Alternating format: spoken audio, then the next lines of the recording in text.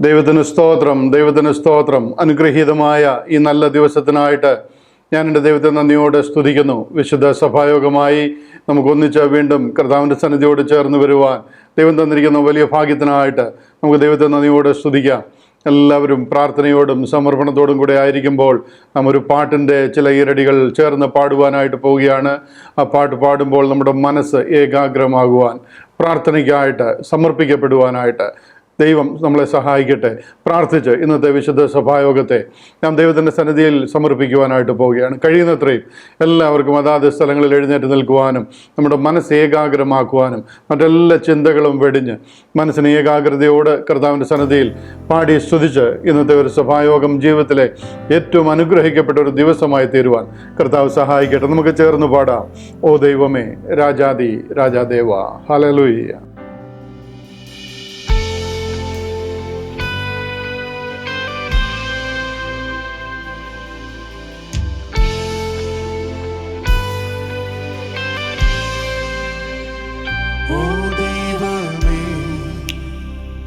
രാജാധിരാജദേവ, ആദിയന്തം ഇല്ലാ മഹേശന്, സർവലോകം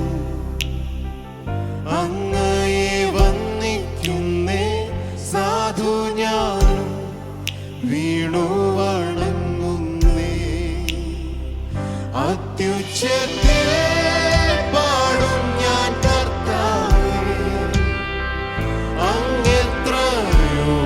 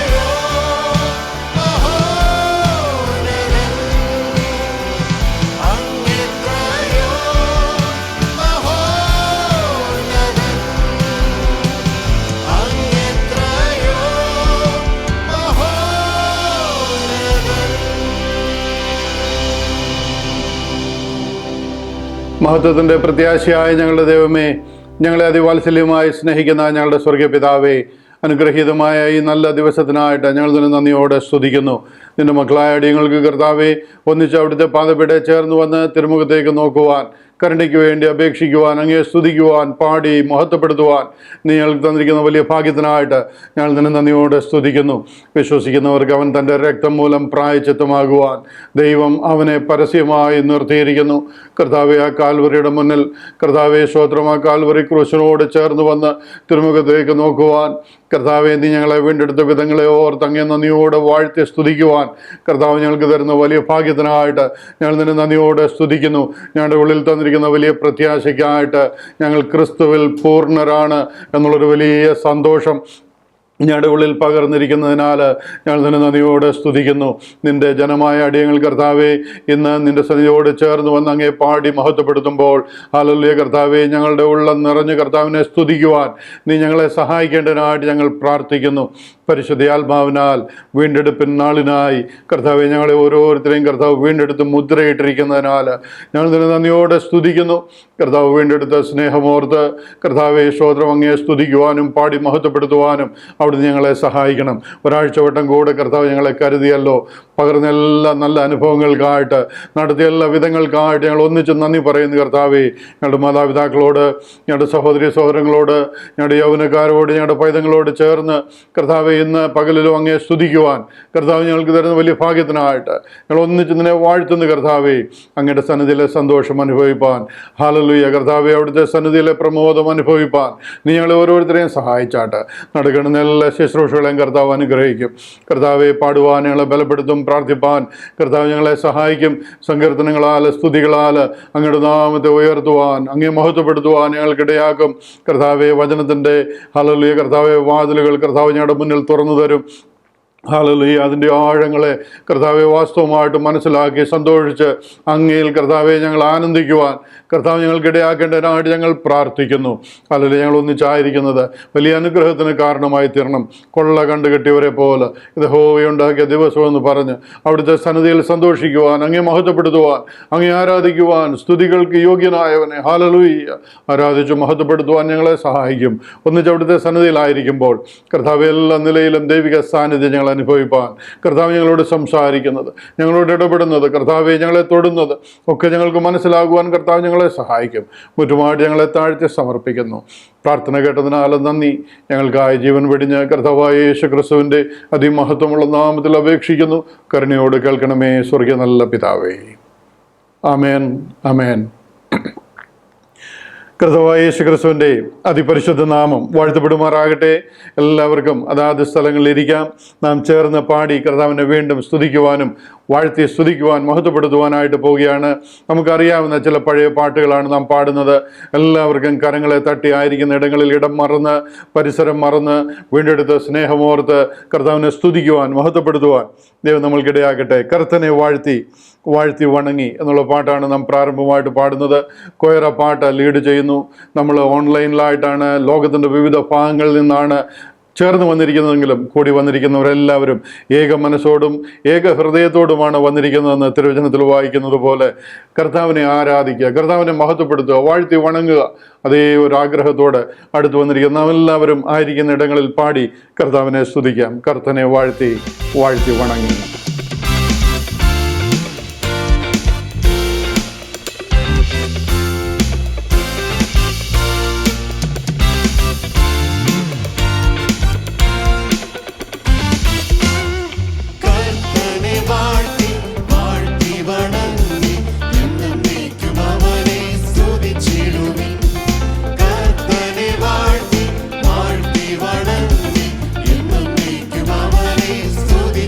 Thank you.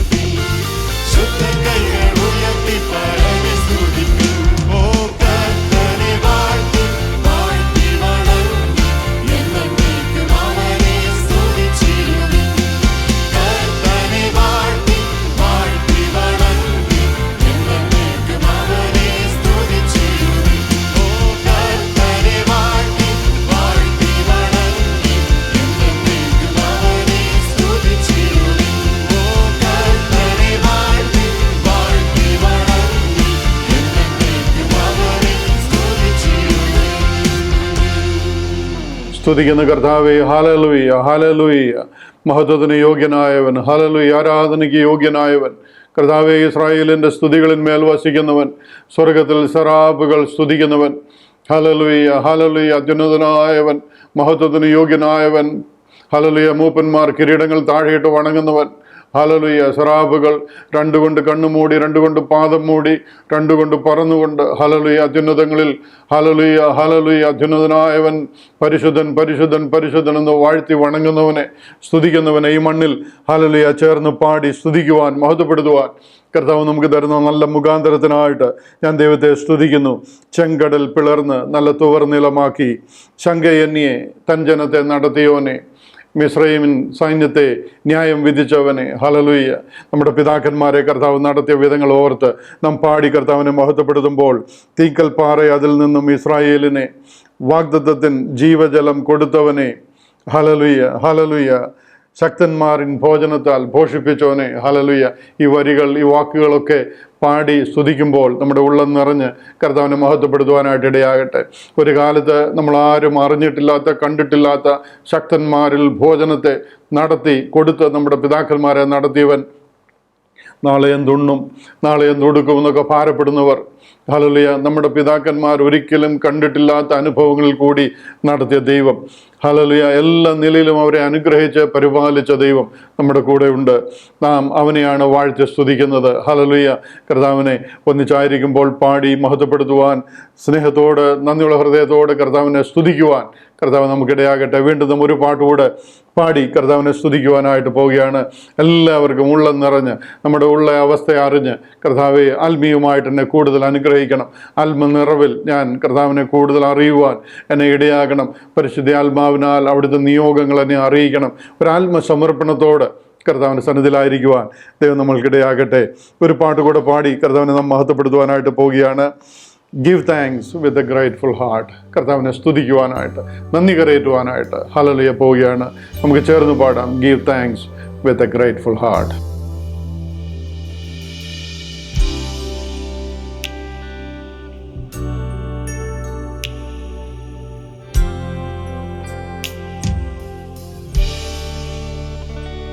Give thanks with a grateful heart.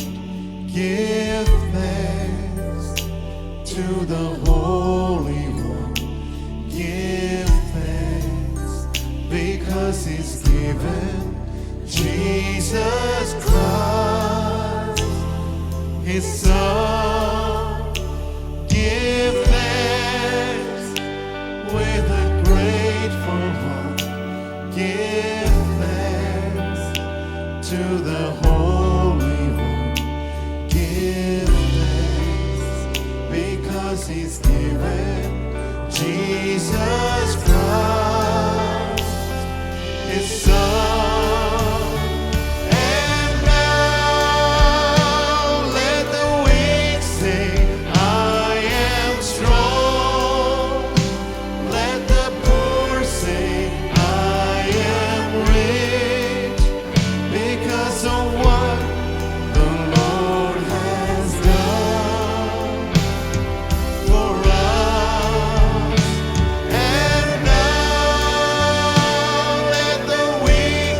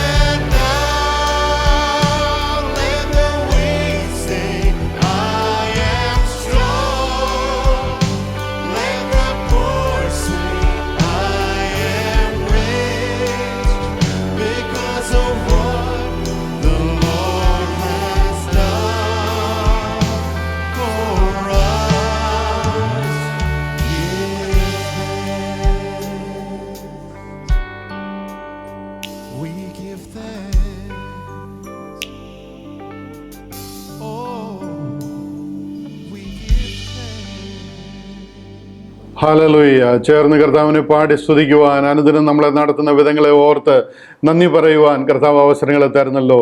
ഞാൻ ദൈവത്തെ നന്ദിയോട് സ്തുതിക്കുന്നു. And weak say I am strong and the poor say I am rich because of what the Lord has done for us. Give thanks. Hallelujah. അനുഗ്രഹത്തോടെ ഹൃദയം നിറഞ്ഞ് കർത്താവിനെ പാടി മഹത്വപ്പെടുത്തുവാൻ ദൈവം നമ്മൾ സഹായിക്കുന്നല്ലോ. നമ്മൾ ഈ ലോകത്തിൽ വീണ്ടെടുത്തത് മാത്രമല്ല, ഈ ലോകത്തിൽ നമുക്ക് ലഭിക്കുന്ന നന്മകൾ പരിപാലിക്കുന്ന വിധങ്ങൾ മാത്രമല്ല, നിത്യമായി നമ്മളെ വീണ്ടെടുത്ത് നിത്യമായി കർത്താവിനോടൊപ്പം ഉലകത്തിൽ, ഹല്ലേലൂയ, സ്വർഗത്തിൽ കർത്താവിനോടൊപ്പം നിത്യമായി വാഴുവാൻ നമ്മെ വീണ്ടെടുത്ത വിധങ്ങളെ ഓർത്ത് നമ്മുടെ ഹൃദയം തുള്ളി ചാടി നിറഞ്ഞ് കർത്താവിനെ സ്തുതിക്കുവാനായിട്ട് നമുക്കിടയായി തീരട്ടെ. ഹല്ലേലൂയ. ഈ ഒരു ആരാധന മുഴുവനും സ്തുതിയുടെയും ആരാധനയുടെയും ദിവസമായി തീരുവാനായിട്ട് ഇടയായി തീരട്ടെ. കർത്താവിൻ്റെ സന്നിധിയിലായിരിക്കുമ്പോൾ വീണ്ടെടുത്ത വിധങ്ങളെ ഓർത്ത് എണ്ണി കർത്താവിനെ സ്തുതിക്കുവാൻ നമ്മുടെ മനസ്സിൽ ഓരോന്നും ധ്യാനിച്ച് നമ്മുടെ ഉള്ളമാണ് ദൈവം കാണുന്നത്. നമ്മുടെ ഇന്ദ്രിയങ്ങളെയാണ് ദൈവം ശോധന ചെയ്യുന്നത്. നമ്മുടെ ഉള്ളിൽ നിറയുന്ന ദൈവസ്നേഹം ദൈവം കാണുന്നു. ഹല്ലേലൂയ. വീണ്ടെടുത്ത വിധങ്ങളെ ഓർത്ത് കർത്താവിനെ പാടി സ്തുതിക്കുവാൻ ദൈവം നമുക്കിടയാക്കിയല്ലോ. ചേർന്ന് നാം ദൈവത്തിൻ്റെ സന്നിധിയിൽ അങ്ങനെ പാടി സ്തുതിച്ചായിരിക്കണമെന്ന് ആഗ്രഹമുണ്ടെങ്കിലും ശുശ്രൂഷകൾ നിറപടിയായി മുന്നോട്ട് പോകണമല്ലോ. നാം ബൈബിൾ റീഡിങ്ങിനായിട്ട് കിടക്കുകയാണ്. ഹല്ലേലൂയ. അതിനായിട്ട് എല്ലാവരും കരങ്ങളിൽ ബൈബിളുള്ളവരെല്ലാവരും ബൈബിൾ എടുത്തായിട്ട് നമ്മൾ ബൈബിൾ റീഡിങ്ങിനായിട്ട് കിടക്കുകയാണ്. അതിനായിട്ട് ബ്രദർ ചെറിയാൻ കുഞ്ഞ് മുന്നോട്ട് കടന്നു വരികയും ബൈബിൾ റീഡിങ്ങിൽ നമ്മെ സഹായിക്കുകയും ചെയ്യും. ബൈബിൾ കരങ്ങളിലുള്ളവരെല്ലാവരും ആ ഭാഗം എടുക്കുവാനും ധ്യാനിക്കുവാനും ചേർന്ന് കർത്താവിനെ മഹത്വപ്പെടുത്തുവാനും അതുമൂലം ഇടയാകേണ്ടതിനായിട്ട് ദൈവം സഹായിക്കട്ടെ. ബ്രദർ ചെറിയാൻ കുഞ്ഞ് കോട്ടയം മുന്നോട്ട് കടന്നു വരികയും ബൈബിൾ റീഡിങ്ങിൽ നമ്മെ സഹായിക്കുകയും ചെയ്യും. Praise the Lord. ദൈവവചനത്തിൽ നിന്ന് ദൈവവചന ഭാഗം നമുക്ക് വായിച്ചു കേൾപ്പാം. അതിനായി യെശയ്യാ പ്രവചനം 53-ാം അധ്യായം അതിൻ്റെ 1 മുതൽ 10 വരെയുള്ള വാക്യങ്ങൾ വായിക്കുന്നു. ഞങ്ങൾ കേൾപ്പിച്ചത് ആർ വിശ്വസിച്ചിരിക്കുന്നു?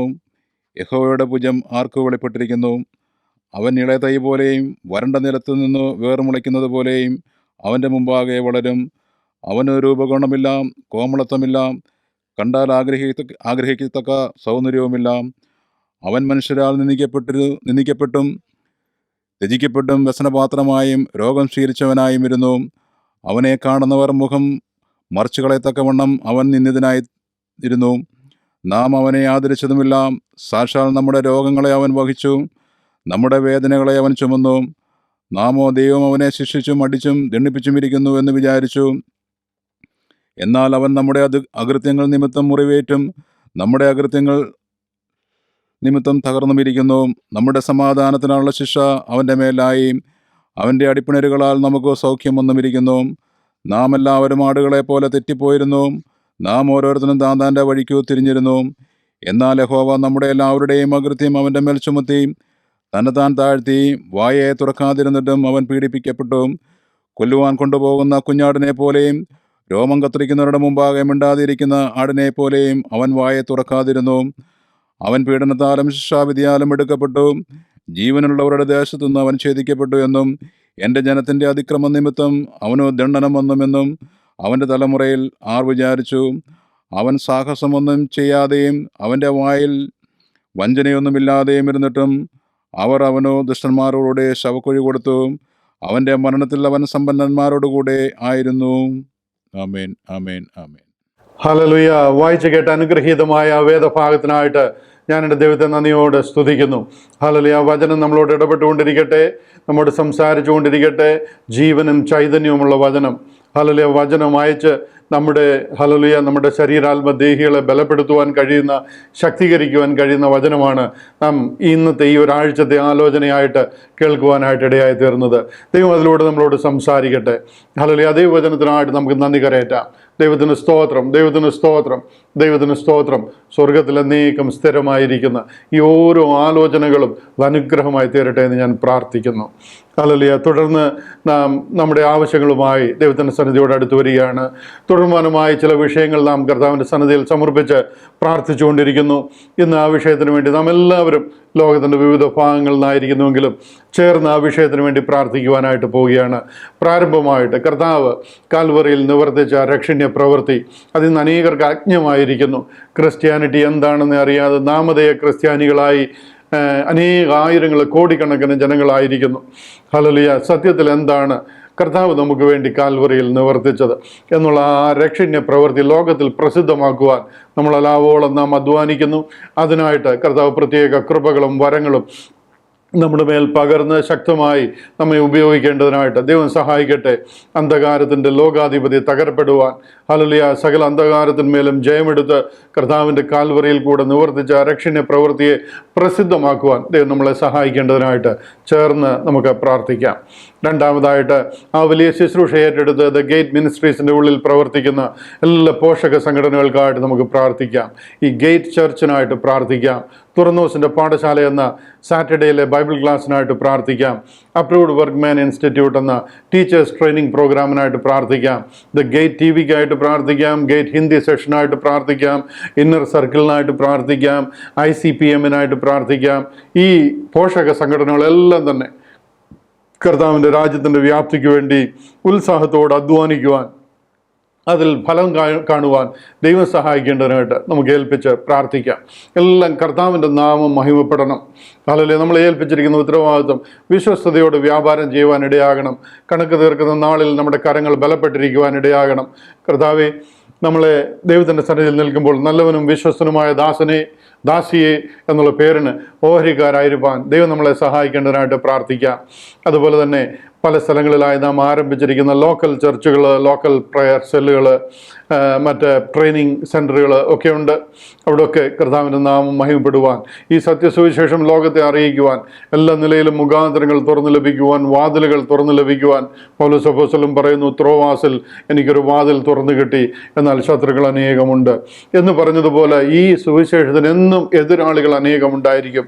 എന്നാൽ അത്ഭുതകരമായ രീതിയിൽ വാതിലുകൾ, വഴികൾ തുറന്നു ലഭിക്കുവാൻ കർത്താവ് സഹായിക്കേണ്ടതിനായിട്ട് അവിടെയായി നടക്കുന്ന എല്ലാ കൂടിവരവുകൾ, കൂട്ടായ്മകൾ യേശു ക്രിസ്തുവിൻ്റെ നാമത്തെ ഉയർത്തുവാൻ ദൈവം ഉത്സാഹത്തോടെ സഹായിക്കേണ്ടതിനായിട്ട് നമുക്ക് ഏൽപ്പിച്ച് പ്രാർത്ഥിക്കാം. അതിന് നേതൃത്വം കൊടുക്കുന്ന കർത്താവിൻ്റെ ദാസന്മാർ, അവരുടെ കുടുംബങ്ങൾ ഹല്ലേലൂയ അനുഗ്രഹിക്കപ്പെടുവാൻ, ദൈവത്താൽ ധൈര്യപ്പെടുവാൻ കർത്താവ് സഹായിക്കേണ്ടതിനായിട്ട് നമുക്ക് ഏൽപ്പിച്ച് പ്രാർത്ഥിക്കാം. കോട്ടയത്തെ ചർച്ചിനായിട്ട്, അതുപോലെ തന്നെ നമുക്ക് വിവിധ സ്ഥലങ്ങളിൽ ആരംഭിച്ചിരിക്കുന്ന മറ്റ് പ്രവർത്തനങ്ങൾക്കായിട്ട്, നമുക്ക് അടിമാലിയിലെ ചർച്ചിൻ്റെ പ്രവർത്തനങ്ങൾക്കായിട്ട്, ബത്തേരിയിലെ ചർച്ചിൻ്റെ പ്രവർത്തനങ്ങൾക്കായിട്ട്, എറണാകുളത്ത് നമ്മൾ ആഗ്രഹിക്കുന്ന ആ പ്രവർത്തനങ്ങൾക്കായിട്ട്, അതുപോലെ മറ്റ് പല സ്ഥലങ്ങളിലും ആരംഭിക്കുവാനായിട്ട് പ്രാർത്ഥിച്ചുകൊണ്ടിരിക്കുന്ന പ്രവർത്തനങ്ങൾക്കായിട്ട് ഒക്കെ നമുക്ക് പ്രാർത്ഥിക്കാം. കറുകച്ചാലിനായിട്ട്, ചങ്ങനാശ്ശേരിക്കായിട്ട്, തിരുവല്ലയ്ക്കായിട്ട്, കോഴഞ്ചേരിക്കായിട്ടൊക്കെ നമുക്ക് പ്രാർത്ഥിക്കാം. ആ ദേശങ്ങളിൽ നിന്നൊക്കെ അനേകർ വിടുവിക്കപ്പെടുവാൻ, അനേകർ കർത്താവിലേക്ക് കടന്നു വരുവാൻ ദൈവം സഹായിക്കേണ്ടതിനായിട്ട് നമുക്ക് വിശേഷാൽ പ്രാർത്ഥിക്കാം. ഹല്ലേലൂയ. ഇന്ന് നടക്കുന്ന എല്ലാ ശുശ്രൂഷകളും കർത്താവിൻ്റെ നാമത്തിന് മഹത്വമായി തീരുവാൻ ദൈവം സഹായിക്കട്ടെ. ഈ കൂട്ടായ്മയിൽ ഇന്നത്തെ ഈ സഭായോഗത്തിൽ കൂടി വന്നിരിക്കുന്ന അനേകരുണ്ട്. ഹൃദയത്തിൽ പലതും പ്രാർത്ഥനയ്ക്കായിട്ട് അപേക്ഷിക്കണമെന്ന് ആഗ്രഹമുണ്ടായിരുന്നു, എങ്കിൽ അറിയിക്കാൻ കഴിഞ്ഞില്ലെങ്കിലും ദൈവത്തിൻ്റെ സന്നിധിയിലാണ് അവർ ഓരോരുത്തരും നിൽക്കുന്നത്. അവരുടെ എല്ലാ വിഷയങ്ങളിലും കർത്താവിൻ്റെ കരം അനുകൂലമായി കാണുവാൻ ദൈവം സഹായിക്കട്ടെ. നമ്മോട് ചേർന്നായിരിക്കുന്ന അനേക സഹോദരങ്ങളുണ്ട്, പ്രാർത്ഥനയ്ക്കായിട്ട് അപേക്ഷിച്ചിട്ടുള്ളവരുണ്ട്, രോഗങ്ങൾ, പ്രയാസങ്ങൾ ഭാരപ്പെടുന്നവരുണ്ട്, ആശുപത്രിയിലായിരിക്കുന്നവരുണ്ട്, പലര് വേർപാടിൻ്റെ വിഷമത്താൽ ദുഃഖത്തിലായിരിക്കുന്നവരുണ്ട്. എല്ലാവരെയും ദൈവം സമാശ്വസിപ്പിക്കേണ്ടതിനായിട്ട്, ദൈവിക കരം അനുകൂലമായി കാണുവാൻ, ദൈവിക വിടുതൽ കണ്ട് സന്തോഷിക്കുവാൻ കർത്താവ് സഹായിക്കേണ്ടതിനായിട്ട് നമുക്ക് പ്രാർത്ഥിക്കാം. തുടർന്ന് നടക്കുന്ന എല്ലാ ശുശ്രൂഷകൾക്കായിട്ട് നമുക്ക് പ്രാർത്ഥിക്കാം. വചനത്തിൻ്റെ വാതിലുകൾ കർത്താവ് തുറന്നു തരണം. വചനത്തിൻ്റെ ആലോചനകൾ നമ്മൾ കേൾക്കണം. ദൈവത്തിൻ്റെ സന്നിധിയിൽ സമർപ്പിക്കപ്പെടുവാനായിട്ട് ഇടയായി തീരണം. കർത്താവിൻ്റെ ശബ്ദം നമ്മൾ കേൾക്കുവാനായിട്ട്, തിരുവചനത്തിൽ കൂടി ദൈവിക ആലോചനകൾ നമ്മുടെ ഹല്ലേലൂയ ശരീരത്തിനും മാംസത്തിനും ഒക്കെ കർത്താവെ അത് അനുഗ്രഹമായി തീരുവാൻ, പുതുശക്തിയും പുതുജീവനുമായി തീരുവാൻ ദൈവം സഹായിക്കേണ്ടതിനായിട്ട് നമുക്ക് ഏൽപ്പിച്ച് പ്രാർത്ഥിക്കാം. സമസ്ത വിഷയങ്ങളും കർത്താവിൻ്റെ കരങ്ങളിലേക്ക് നാം സമർപ്പിക്കുകയാണ്. കണ്ണുകളടയ്ക്കാം, പ്രാർത്ഥിക്കാം. മഹാപരിശുദ്ധനായ ഞങ്ങളുടെ ദൈവമേ, ഞങ്ങളെ സ്നേഹിക്കുന്ന ഞങ്ങളുടെ സ്വർഗീയ പിതാവേ, അവിടുത്തെ സന്നിധിയിൽ സമർപ്പിച്ചിരിക്കുന്ന സമസ്ത വിഷയങ്ങൾക്കായിട്ട് ഞങ്ങൾ പ്രാർത്ഥിക്കുന്നു. തൃക്കരം അതിൻ്റെ മേൽ വെച്ചിരിക്കുന്നതിനാൽ ഞങ്ങൾ തന്നെ സ്തുതിക്കുന്നു. അങ്ങയുടെ രാജ്യത്തിൻ്റെ വ്യാപ്തിക്ക് വേണ്ടി ഞങ്ങളെല്ലാവോളം അധ്വാനിക്കുവാൻ ഞങ്ങളെ തന്നെ സമർപ്പിക്കുന്നു. അവിടുത്തെ തൃക്കരം ഞങ്ങളുടെ മേൽ വെച്ച് ഞങ്ങളെ അനുഗ്രഹിക്കുകയും ആശീർവദിക്കുകയും ചെയ്യുമാറാകണം. തിരുനാമത്തെ ഉയർത്തുവാൻ ഞങ്ങൾ ഒന്നിച്ച് കർത്താവ് ഇടയാക്കും. കർത്താവെ, ആവശ്യങ്ങളാൽ ഹല്ലേലൂയ രോഗങ്ങളിൽ, പ്രയാസങ്ങളിൽ ഒക്കെ ആയിരിക്കുന്നവർ ഞങ്ങളുടെ മധ്യത്തിലുണ്ട്. തൃക്കരം അവരുടെ മേൽ വയ്ക്കുമാറാകണം. സൗഖ്യത്തെ, സമാധാനത്തെ, വിടുതലിനെ കർത്താവ് അയക്കേണ്ടതിനായിട്ട് പ്രാർത്ഥിക്കുന്നു. ഈ മീറ്റിംഗ് കഴിഞ്ഞ് ഞങ്ങൾ ആമീൻ പറയുന്നതിന് മുന്നമേ ഹല്ലേലൂയ കർത്താവെ, അതിലൊരു അത്ഭുത പ്രവൃത്തി കർത്താവ് അയക്കുന്നതിനാൽ ഞങ്ങൾ തന്നെ നന്ദിയോടെ സ്തുതിക്കുന്നു. ഒന്നിച്ച് ഞങ്ങൾ അവിടുത്തെ സന്നിധിയിലായിരിക്കുന്നു. ശുശ്രൂഷകൾ അങ്ങയുടെ നാമത്തിനും മഹത്വത്തിനും ഞങ്ങൾക്ക് അനുഗ്രഹത്തിനും കാരണമാക്കും. പ്രാർത്ഥന കേട്ടതിനാൽ നന്ദി. ഞങ്ങൾക്കായ ജീവൻ വെടിഞ്ഞ് കർത്താവായ യേശു ക്രിസ്തുവിൻ്റെ അതിമഹത്വമുള്ള നാമത്തിൽ അപേക്ഷിക്കുന്നു. കരുണയോട് കേൾക്കണമേ സ്വർഗീയ നല്ല പിതാവേ. ആമേൻ, ആമേൻ. കർത്താവായ യേശു ക്രിസ്തുവിൻ്റെ അതിപരിശുദ്ധ നാമം വാഴ്ത്തപ്പെടുമാറാകട്ടെ. അനുഗ്രഹീതമായ നല്ല ദിവസത്തിനായിട്ട് ഞാൻ എൻ്റെ ദൈവത്തെ നന്ദിയോടെ സ്തുതിക്കുന്നു. ഒന്നിച്ച് ആരാധിക്കുവാൻ, പാടി കർത്താവിനെ മഹത്വപ്പെടുത്തുവാൻ, നമ്മുടെ ആവശ്യങ്ങൾ ദൈവത്തെ അറിയിക്കുവാൻ, പ്രാർത്ഥിക്കുവാൻ ഒക്കെ കർത്താവ് സഹായിച്ചു. തുടർന്ന് നാം ദൈവത്തിൻ്റെ സന്നിധിയിൽ നിന്ന് ദൈവിക ആലോചനകൾ കേൾക്കുവാനായിട്ട് പോവുകയാണ്. ദൂരത്തും ചാരത്തുമായി നമ്മളെ ശ്രദ്ധിക്കുന്ന എല്ലാവർക്കുമായിട്ട് ഞാൻ ഒരിക്കൽ കൂടി കർത്താവായ യേശു ക്രിസ്തുവിന്റെ നിസ്തുല നാമത്തിൽ സ്നേഹത്തെയും വന്ദനത്തെയും നന്ദിയെയും അറിയിക്കുന്നു. ഇന്ന് ഞാൻ നിങ്ങളോട് സംസാരിക്കുന്നില്ല, കാരണം കർത്താവിൻ്റെ ദാസൻ ബ്രദർ എൽദോ വർഗീസ്, കോട്ടയത്തെ ദ ഗേറ്റ് ചർച്ചിൻ്റെ ശുശ്രൂഷകനായിരിക്കുന്ന ബ്രദർ എൽദോ വർഗീസ് നമ്മുടെ മധ്യത്തിലുണ്ട്. കർത്താവിൻ്റെ ദാസനിൽ കൂടെ ദൈവം ചെയ്തെടുക്കുന്ന എല്ലാ നല്ല പ്രവർത്തനങ്ങൾക്കായിട്ടും കോട്ടയം പട്ടണത്തിൽ ദ ഗേറ്റ് മിനിസ്ട്രി ആയിട്ട് നമുക്കൊന്നിച്ച് കൂടി വന്ന് കർത്താവിനെ എല്ലാ ഞായറാഴ്ചകളിലും ആരാധിക്കുവാനും തിരുവചനം പഠിക്കുവാനും ഒക്കെ കർത്താവ് തരുന്ന എല്ലാ മുഖാന്തരങ്ങളെയും ഞാൻ നന്ദിയോടെ ഓർക്കുന്നു. എൽദോ വർഗീസ് ബ്രദറിലൂടെ കർത്താവ് അനേകരെ രക്ഷിക്കുവാൻ, അനേകരെ കർത്താവിലേക്ക് നേടുവാൻ ദൈവം സഹായിക്കട്ടെ എന്ന് പ്രാർത്ഥിക്കുന്നു. ബ്രദർ എൽദോ വർഗീസ് മുന്നോട്ട് കടന്നു വരികയും തന്നെ ഏൽപ്പിച്ചിരിക്കുന്ന ദൈവിക ആലോചന നമ്മെ അറിയിക്കുകയും തൻ്റെ അനുഭവങ്ങളിൽ നിന്ന് നമ്മളോട് പങ്കിടുകയും ചെയ്യും. ധാരാളമായിട്ട് കർത്താവ് തൻ്റെ ദാസനെ സഹായിക്കട്ടെ. ബ്രദർ എൽദോ വർഗീസ് മുന്നോട്ട് കടന്നു വന്ന് കർത്താവിൻ്റെ വചനത്തിൽ നിന്ന് നമ്മളോട് പങ്കിടും. ഹല്ലേലൂയ. കർത്താവിൻ്റെ കൃപ നമ്മളോട് കൂടെ ഇരിക്കട്ടെ. കർത്താവായ യേശു ക്രിസ്തുവിൻ്റെ പരിശുദ്ധമായിരിക്കുന്ന നാമത്തിന് മഹത്വമുണ്ടാകുമാറാകട്ടെ. ജീവനുള്ള സത്യദൈവത്തിൻ്റെ ജീവിപ്പിക്കുന്ന വചനത്തിന് മുമ്പാകെ നമുക്ക് അല്പനേരം ധ്യാനിക്കാം, നമുക്ക് പഠിക്കാം. ദൈവവചനമാണല്ലോ നമ്മുടെ ആത്മീയ ആഹാരം എന്ന് പറയുന്നത്. ദൈവവചനം നമുക്ക് പഠിക്കാനായിട്ട് തുടർന്നുള്ള സമയം നമുക്ക് വേർതിരിക്കാം. ഞാൻ ഇന്ന് നിങ്ങളോട് പറയാനായിട്ട് ആഗ്രഹിക്കുന്നതായിരിക്കുന്ന തിരുവെഴുത്ത് കൊരിന്ത്യർക്ക് എഴുതിയ 1-ാം ലേഖനം, അതിൻ്റെ 15-ാം അധ്യായത്തിൻ്റെ 20 മുതലുള്ളായിരിക്കുന്ന വേദഭാഗങ്ങളാണ്. നമുക്ക് 20 മുതൽ 28 വരെയുള്ളായിരിക്കുന്ന വേദഭാഗങ്ങൾ നമുക്കൊന്ന് വായിക്കാം. എന്നാൽ ക്രിസ്തു നിദ്ര കൊണ്ടവരിൽ ആദ്യഫലമായി മരിച്ചവരുടെ ഇടയിൽ നിന്ന് ഉയർത്തിരിക്കുന്നു. മനുഷ്യൻ മൂലം മരണമുണ്ടാകിയാൽ മരിച്ചവരുടെ പുനരുദ്ധാനവും മനുഷ്യൻ മൂലമുണ്ടായി. ആദാമിൽ എല്ലാവരും മരിക്കുന്നത് പോലെ ക്രിസ്തുവിൽ എല്ലാവരും ജീവിപ്പിക്കപ്പെടും. ഓരോരുത്തനും താൻ്റെ നിരയിലത്രേ. ആദ്യഫലം ക്രിസ്തു, പിന്നെ ക്രിസ്തുവിനുള്ളവർ അവൻ്റെ വരവിങ്കൽ, പിന്നെ അവസാനം. അന്ന് അവൻ എല്ലാ വാഴ്ചയ്ക്കും അധികാരത്തിനും ശക്തിക്കും നീക്കം വരുത്തിയിട്ട് രാജ്യം പിതാവായ ദൈവത്തെ ഏൽപ്പിക്കും. അവൻ സകല ശത്രുക്കളെയും കാൽ കീഴാക്കുവോളം വാഴേണ്ടതാകുന്നു. ഒടുക്കത്തെ ശത്രുവായിട്ട് മരണം നീങ്ങിപ്പോകും. സകലത്തെയും അവൻ്റെ കാൽ കീഴാക്കിയിരിക്കുന്നു എന്നുണ്ടല്ലോ. സകലവും അവന് കീഴ്പ്പെട്ടിരിക്കുന്നു എന്ന് പറഞ്ഞാൽ സകലത്തെയും കീഴാക്കി കൊടുത്തവനൊഴികെയത്രേ എന്ന് സ്പഷ്ടം. എന്നാൽ അവന് സകലവും കീഴ്പ്പെട്ട് വന്ന ശേഷം ദൈവം സകലവും ആകേണ്ടതിന് പുത്രൻ താനും സകലവും തനിക്ക് കീഴാക്കി കൊടുത്തവന് കീഴ്പ്പെട്ടിരിക്കും. കർത്താവായ യേശു ക്രിസ്തു ഈ വചനത്താൽ നമ്മളെ ഇന്ന് ധന്യരാക്കട്ടെ. ദൈവത്തിൻ്റെ വചനത്തിലെ ആഴങ്ങൾ നമ്മളെ ഗ്രഹിപ്പിക്കുമാറാകട്ടെ എന്ന് ഞാൻ പ്രാർത്ഥിക്കുന്നു. പ്രിയമുള്ളവരെ, നമ്മൾ ഈ വായിച്ചതായിരിക്കുന്ന വേദഭാഗം എന്താണ് എന്നുള്ളത് നമുക്ക് എല്ലാവർക്കും തന്നെ അറിയാം. മരിച്ചവർ ഉയർത്തെഴുന്നേൽക്കും. മരിച്ചവരുടെ സ്ഥിതി വിട്ട് പുതിയ ശരീരം പ്രാപിച്ച് ഒരു പുതിയ അവസ്ഥയിലേക്ക് മാറ്റപ്പെടും എന്നുള്ളതായിരിക്കുന്ന കാര്യമാണ് ഇവിടെ വായിച്ചത് എന്നുള്ളത് നമുക്കറിയാം. എന്നാൽ എന്തുകൊണ്ടാണ് കൊരിന്ത്യ സഭയോട് ഇങ്ങനെ പറയാനുള്ള കാരണം? ഇത് പറയണമെങ്കിലൊരു സന്ദർഭം വേണ്ടേ, ഒരു സാഹചര്യം വേണ്ടേ? പൗലോസ് ഇങ്ങനെ ഇവിടെ പറയാനുള്ള കാരണം എന്താണ് എന്ന് നമുക്കൊന്ന് പരിശോധിക്കാം. അത് നമ്മൾ പരിശോധിക്കുമ്പോൾ കാണുവാനായിട്ട് കഴിയുന്നത്, കൊരിന്ത്യ സഭയിൽ പലരും പറയുകയുണ്ടായി മരിച്ചവരുടെ പുനരുദ്ധാനമില്ല എന്നുള്ളത്, മരിച്ചവർ ഉയർത്തെഴുന്നേൽക്കുകയില്ല എന്നുള്ളത് കൊരിന്ത്യ സഭയിലെ ഒരു വാദമായിരുന്നു. കൊരിന്ത്യ ലേഖനം തന്നെ അതിൻ്റെ മേലത്തെ വാക്യങ്ങൾ, അതായത് ആ 15-ാം അധ്യായത്തിൻ്റെ 12 മുതൽ 19 മുതൽ വരെയുള്ളായിരിക്കുന്ന വാക്യങ്ങളിൽ നമ്മൾ ഇങ്ങനെയാണ് വായിക്കുന്നത്: ക്രിസ്തു മരിച്ചിട്ട് ഉയർത്തെഴുന്നേറ്റു എന്ന് പ്രസംഗിക്കുന്ന അവസ്ഥയ്ക്ക് മരിച്ചവരുടെ പുനരുദ്ധാനമില്ല എന്ന് നിങ്ങളിൽ ചിലർ പറയുന്നത് എങ്ങനെ? അപ്പോൾ അവരുടെ ഇടയിൽ ചിലർ പറയുന്ന ഒരു കാര്യമാണ് മരിച്ചവരുടെ പുനരുദ്ധാനം ഇല്ല എന്ന്. അതിനെക്കുറിച്ച് പ്രതികരിക്കുകയാണ് പൗലോസ് ഈ ഭാഗത്തോട് ചെയ്യുന്നത്. എന്നിട്ട് അവിടെ പറയാണ്, മരിച്ചവരുടെ പുനരുദ്ധാനം ഇല്ല എങ്കിൽ ക്രിസ്തുവും ഉയർത്തെഴുന്നേറ്റിട്ടില്ല. ക്രിസ്തു ഉയർത്തെഴുന്നേറ്റിട്ടില്ലെങ്കിൽ ഞങ്ങളുടെ പ്രസംഗം വ്യർത്ഥം, നിങ്ങളുടെ വിശ്വാസവും വ്യർത്ഥം. മരിച്ചവർ ഉയർക്കുന്നില്ല എന്ന് വരികിൽ ദൈവം ഉയർപ്പിച്ചിട്ടില്ലാത്ത ക്രിസ്തുവിനെ അവൻ ഉയർപ്പിച്ചു എന്ന് ദൈവത്തിന് വിരോധമായി സാക്ഷ്യം പറയുകയാൽ ഞങ്ങൾ ദൈവത്തിന് കള്ളസാക്ഷികളെന്ന് വരും. മരിച്ചവർ ഉയർക്കുന്നില്ല എങ്കിൽ ക്രിസ്തുവും ഉയർത്തിട്ടില്ല. ക്രിസ്തു ഉയർത്തിട്ടില്ലെങ്കിൽ നിങ്ങളുടെ വിശ്വാസം വ്യർത്ഥമത്രേ. നിങ്ങൾ ഇന്നും നിങ്ങളുടെ പാപങ്ങളിൽ തന്നെ ഇരിക്കുന്നു.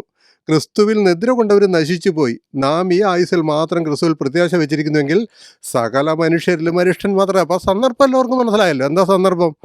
ഈ കൊരിന്ത്യ സഭയിലുള്ളായിരിക്കുന്ന വിശ്വാസികൾ പറയുകയാണ്, ചിലരൊക്കെ പറയുകയാണ് മരിച്ചവർ ഉയർക്കുന്നില്ല. ഇത് പറയാനുള്ള കാരണം എന്നറിയാമോ? ഈ ഗ്രീക്ക് തത്വചിന്തകന്മാരുടെ ഇടയിലുള്ളതായിരിക്കുന്ന ഒരു വാദഗതി എന്ന് പറഞ്ഞാൽ, അവർ പറയുന്നത് മരിച്ചവർ ഉയർക്കുന്നില്ല, മരിച്ചവരാരും ഉയർക്കുന്നില്ല. ആത്മാവ് മനുഷ്യൻ മരിച്ചു കഴിയുമ്പോൾ അവൻ്റെ ഉള്ളിലെ ആത്മാവ് അനശ്വരതയിലേക്ക് പോകുന്നു. എന്നാൽ മരിച്ച മനുഷ്യൻ, അവൻ്റെ ശരീരം എന്നേക്കുമായി അഴുകിപ്പോകുന്നു. അത് സത്യമാണ്, നമുക്കും അറിയാം. മരിച്ചു കഴിഞ്ഞാൽ മനുഷ്യൻ്റെ ശരീരം അഴുകിപ്പോവുകയല്ലേ ചെയ്യുന്നത്, അത് അഴുകിപ്പോകുന്നു. അപ്പോൾ ഈ ആത്മാവ് മാത്രമാണ് പിന്നെ നിത്യമായി ജീവിക്കുന്നത്. അതല്ലാതെ ശരീരം ഒന്നിനും കൊള്ളുന്നതല്ല.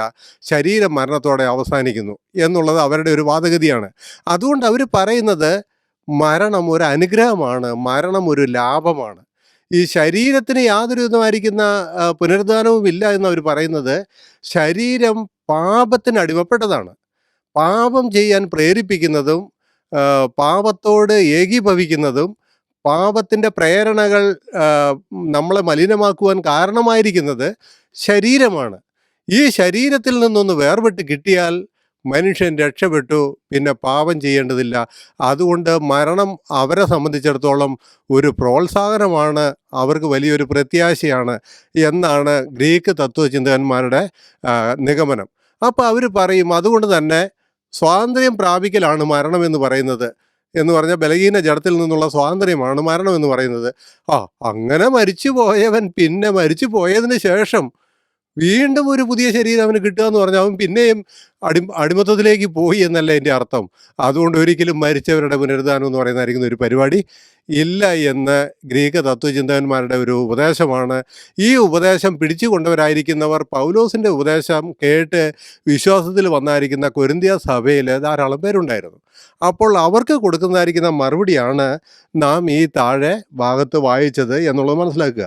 അപ്പോൾ അവിടെ പൗലോസ് വ്യക്തമായി പറയുകയാണ്, മരിച്ചവർ ഉയർത്തെഴുന്നേൽക്കും. നമുക്കറിയാലോ, നമ്മുടെ കർത്താവായ യേശു ക്രിസ്തുവിൻ്റെ അടുക്കൽ വന്ന് പുനരുദ്ധാനമില്ല എന്ന് പറയുന്നതായിരിക്കുന്ന സാധൂക്യരും ഇത് തന്നെയല്ലേ പറയുന്നത്. അവർ പറയുന്നത് എന്താ?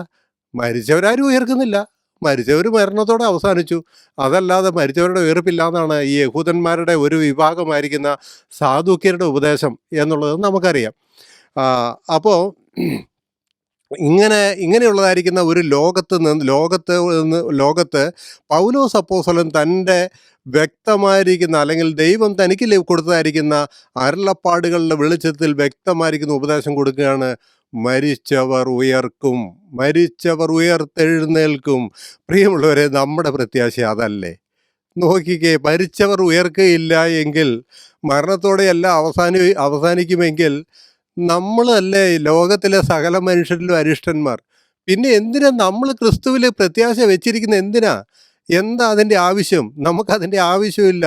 നമുക്ക് ക്രിസ്തുവിനെ വേണോ? പിന്നെ മരിച്ചിട്ട് ഉയർക്കുന്നില്ല, ഒന്നുമില്ല, അതിനപ്പുറത്തേക്ക് ഒന്നുമില്ലെങ്കിൽ പിന്നെ ക്രിസ്തുവിനെ എന്തിനാന്നേ? ക്രിസ്തുവിനെ വേണ്ട, ക്രിസ്തുവിനെ കാൽവരി കുരിശിലെ മരണവും വേണ്ട, യാതൊന്നും വേണ്ടല്ലോ. എന്നാൽ ക്രിസ്തീയ ജീവിതത്തിൻ്റെ ഏറ്റവും പരമപ്രധാനമായിരിക്കുന്ന പ്രത്യാശ എന്താണ്? അത് ചോദിച്ചാൽ നമുക്കെല്ലാവർക്കും അറിയാം. ഞാൻ മരിച്ചാലും ജീവിക്കും, ഞാൻ മരിച്ചതിന് ശേഷം വീണ്ടും ഉയർത്തെഴുന്നേൽക്കും എന്നുള്ളതാണ് ക്രിസ്തീയ ജീവിതത്തിൻ്റെ പ്രത്യാശ. പൗലോസ് പറയുന്ന പോലെ തന്നെ നാം ഈ ആയുസ്സിൽ മാത്രം ക്രിസ്തുവിൽ പ്രത്യാശ വെച്ചിരിക്കുന്നു എങ്കിൽ സകല മനുഷ്യരിലും അരിഷ്ടന്മാരത്രേ എന്നുള്ളതായിരിക്കുന്ന വാദം വളരെ സത്യമായിട്ട് മരിച്ചവരുടെ ഉയർത്തെഴുന്നേൽപ്പില്ല എന്ന് പറയുന്നവരെ സംബന്ധിച്ച് ശരിയാണ്. നമ്മൾ അരിഷ്ടന്മാരായിരിക്കും. എന്നാൽ നമ്മൾ അരിഷ്ടന്മാരാണോ? അല്ല, നമ്മൾ ആരും അരിഷ്ടന്മാരല്ല. എന്താ കാരണം? നമ്മൾ യേശു ക്രിസ്തു ഉയർത്തെഴുന്നേറ്റു എങ്കിൽ നാമും ഉയർത്തെഴുന്നേൽക്കുമെന്നുള്ളായിരിക്കുന്ന മഹാപ്രത്യാശയിൽ ജീവിക്കുന്നവരാണ്. ശരി, അപ്പോൾ ഞാൻ ആദ്യം വായിച്ച വേദഭാഗത്തിലേക്ക് വരട്ടെ. എന്നാൽ അവിടെ 20-ാം വാക്യം തൊട്ട് ഇങ്ങനെയാണ് തുടങ്ങുന്നത്. എന്നാൽ ക്രിസ്തു നിദ്ര കൊണ്ടവരിൽ ആദ്യ ഫലമായി മരിച്ചവരുടെ ഇടയിൽ നിന്ന് ഉയർത്തിരിക്കുന്നു. പൗലോസ് സ്ഥാപിക്കുകയാണ്. നോക്കിയേ, അപ്പം നിങ്ങൾ ചോദിക്കും, ക്രിസ്തു ആണോ ആദ്യ ഫലം? ഇതിനു മുമ്പ് ആരും ഉയർത്തിട്ടില്ലേ? അങ്ങനെയൊക്കെ ചോദിക്കാമല്ലോ, അല്ലേ? എന്ന് പറഞ്ഞാൽ നമുക്കറിയാം, മരിച്ചവരെ ഉയർപ്പിച്ചായിരിക്കുന്ന ചില സന്ദർഭങ്ങളൊക്കെ നമ്മുടെ പ്രവാചകന്മാരുടെ കാലത്തുണ്ടായിട്ടുണ്ട്. ഏലിയ പ്രവാചകൻ്റെ കാലത്ത്, ഏലിശ പ്രവാചകൻ്റെ കാലത്ത്, ഇവരുടെയൊക്കെ കാലത്ത് മരിച്ചവർ ഉയർത്തിട്ടില്ലേ? അപ്പോൾ പിന്നെ ക്രിസ്തുവാണ് ആദ്യഫലം എങ്ങനെ പറയുന്നതെന്ന് ചോദിച്ചേക്കാം. അത് വളരെ വ്യക്തമാണ്. ആ മരിച്ചിട്ട് ആ ഉയർത്തവരെല്ലാവരും പിന്നെ എന്ത് ചെയ്യും? മരിക്കും. അപ്പം അവരെക്കുറിച്ചല്ല ഇവിടെ പറഞ്ഞത്. എന്നാൽ കർത്താവായ യേശു ക്രിസ്തു മരിച്ചിട്ട് ഉയർത്തെഴുന്നേറ്റു എന്ന് പറയുമ്പോൾ എന്താ അതിൻ്റെ അർത്ഥം? ഇനി ഒരിക്കലും മരണത്തിലേക്ക് തിരിയാതെ വണ്ണം എന്നേക്കുമുള്ള ജീവിതത്തിലേക്ക്, നിത്യതയിലേക്കുള്ളായിരിക്കുന്ന ഉയർപ്പ് സാധ്യമായി. അതിൻ്റെ ആദ്യ ഫലം ക്രിസ്തുവാണെന്നാണ് ഇവിടെ 1-ാമത്തെ വാക്യത്തിൽ പറഞ്ഞത്. ശരി, താഴേക്ക് പറയുന്നത്, മനുഷ്യൻ മൂലം മരണമുണ്ടാകിയാൽ മരിച്ചവരുടെ പുനരുദ്ധാനവും മനുഷ്യൻ മൂലം ഉണ്ടായി. എന്തിനാ കർത്താവായ യേശു ക്രിസ്തു ലോകത്തിലേക്ക് വന്നത് ചോദിച്ചാൽ എല്ലാവർക്കും ഉത്തരമുണ്ട്. പെട്ടെന്നൊരു ഉത്തരം പറയാം. എന്താ ഉത്തരം? മനുഷ്യൻ്റെ പാപത്തിന് പരിഹാരം വരുത്താൻ, മനുഷ്യനെ രക്ഷിപ്പാൻ, അല്ലേ? വ്യക്തമായിട്ട് എല്ലാവർക്കും ഉത്തരവുണ്ട്. അത് സത്യമാണ്. നമ്മുടെ കർത്താവ് എന്തിനാ മനുഷ്യനായ ലോകത്തിലേക്ക് വന്നത്? പാപികളായ മനുഷ്യരെ രക്ഷിക്കാൻ, അവരുടെ പാപത്തിന് പരിഹാരം വരുത്താൻ. എന്നാൽ രണ്ടാമതൊരു ഉത്തരം കൂടിയുണ്ട്. എന്താണെന്നറിയാമോ?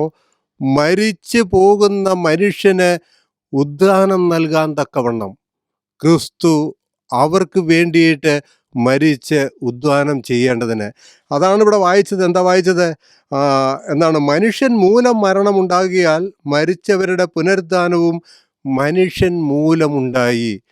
കർത്താവായ യേശു ക്രിസ്തു ഈ വിധത്തിൽ ഉദ്ധാനം ചെയ്തില്ലായിരുന്നെങ്കിൽ, ഉയർത്തെഴുന്നേറ്റില്ലായിരുന്നു എങ്കിൽ, പ്രിയമുള്ളവരെ, ഈ ഭൂമിയിലെ ഒരു മനുഷ്യൻ പോലും ഒരു പുതിയ ശരീരം പ്രാപിച്ച് നിത്യതയ്ക്ക് വേണ്ടി ഉയർത്തെഴുന്നേൽക്കുകയില്ലായിരുന്നു.